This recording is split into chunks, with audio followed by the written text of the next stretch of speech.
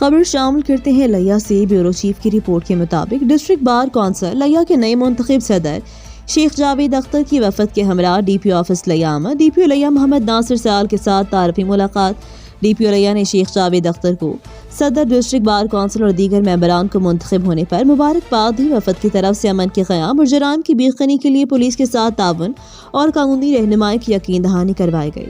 شیخ جاوید اختر صدر district bar council لیا کی وفد کے ہمراہ ڈی پی او آفس لیا آمد۔ ڈسٹرکٹ پولیس آفیسر لیا محمد ناصر سال کے ساتھ تعارفی ملاقات کی۔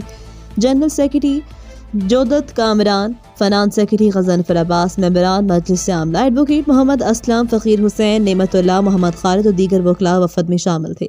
ڈی پی او لیا نے شیخ جاوید اختر کو اس موقع پر صدر بار مبارکباد پیش کی اور میٹنگ کے دوران ڈی پی او لیا نے وفد کو جرائم کی بیخبری اور امن کے قیام کے لیے کیے جانے والے پولیس کے اقدامات کے بارے میں آگاہ کیا۔